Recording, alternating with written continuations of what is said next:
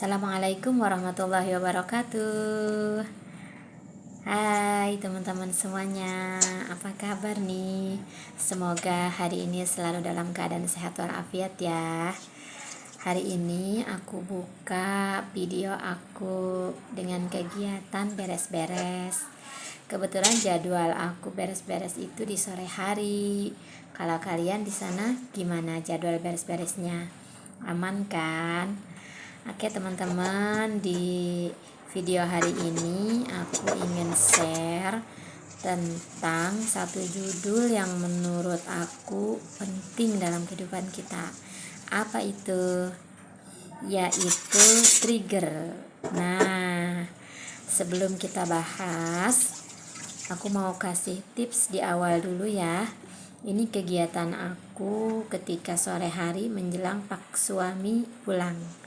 Jadi aku itu kalau masak sore hari supaya nanti kalau suami pulang masakannya masih fresh.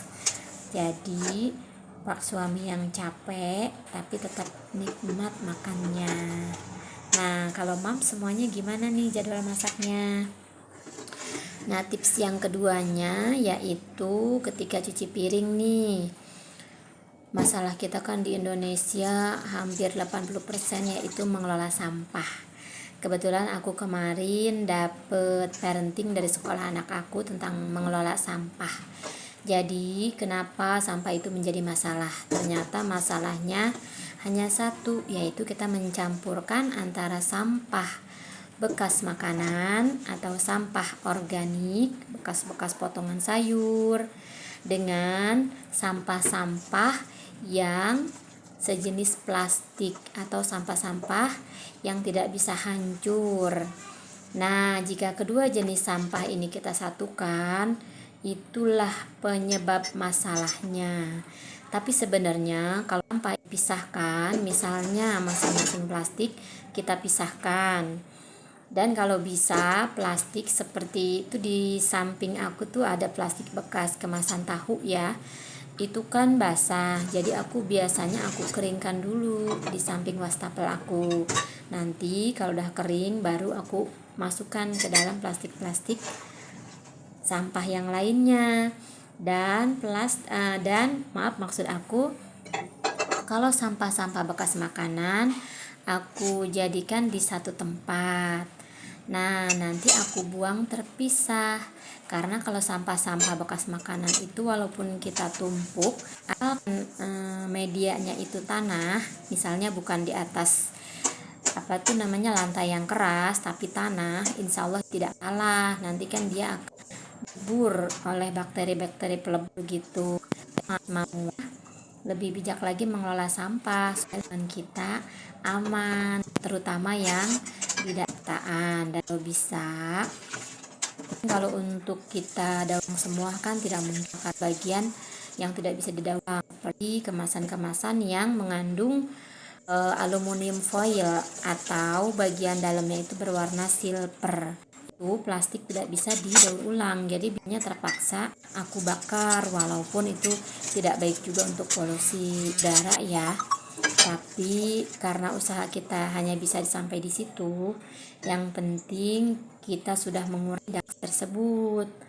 Oke semuanya, mudahan tips di awal ini membantu kita ya. Untuk selanjutnya aku ingin membahas tentang trigger. Apa sih itu trigger? Trigger yaitu satu perbuatan yang membuat kita melakukan satu hal yang lainnya, atau pemicu ya. Nah, pemicu maksudnya apa sih? Misalnya kita nih ibu rumah tangga yang sekarang lagi viral banget tuh tentang budgeting. Nah, budgeting itu salah satu untuk kita faktor mensukseskan budgeting kita, salah satunya adalah meminimalkan trigger. Maksudnya apa sih? Jadi gini loh teman-teman, misalnya kita itu kan kaum hawa memang sukanya itu belanja ya. Nah, bagaimana tuh kita kurangi potensi keinginan kita untuk belanja? apa aja sih yang harus kita jaga supaya kita nggak ke trigger, nggak terpancing, atau tidak apa. Hati-hati nih, aku ngebahas tentang belanja karena salah satu kelemahan aku juga yang alhamdulillah hari ini sudah bisa minimalkan, karena data kita belanja hal yang tidak manfaat kan dananya kita alokasikan buat yang lebih manfaat, contohnya buat saving ilmu kita atau untuk pendidikan anak-anak itu lebih utama ketimbang kita mengikuti banyak keinginan. Nah, ini dia, kita mulai ya cara apa sih pemicunya tadi? Yang adalah dua panca indera. Apa aja tuh panca kita yang harus kita jaga? Yang pertama mata. Biasa deh, dari pandangan, dari mata turun ke hati. Hati-hati nih. Jadi kalau kita sudah lihat sesuatu yang menurut kita itu kelemahan kita, sebaiknya kita tidak usah melihatnya atau kita palingkan saja pandang kita. Karena manusia adalah makhluk peka. Misal contoh, kalau nyium merasa bakso langsung kita pengen bakso. Itu memang pekanya kita. Jadi kita harus pandang mata. Nggak usah kalau di jalanan kita jelalatan tukang atau ketika belanja matanya ke kanan, ke kiri, ke atas, ke bawah melihat banyaknya isi toko. Karena itu adalah satu yang sangat memicu kita akhirnya hal-hal yang sudah kita rencanakan. Yang kedua adalah menjaga telinga kita. Hati-hati nih, telinga juga ternyata bisa menjadi sumber masuknya informasi yang akhirnya memicu.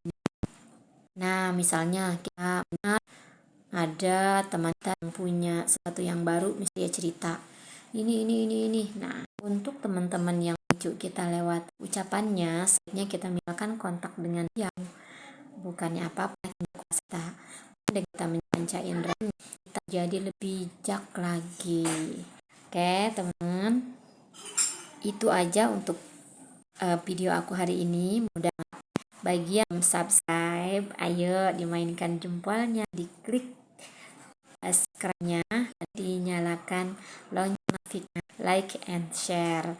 Mudahan satu keberkahan dan kebaikan lainnya.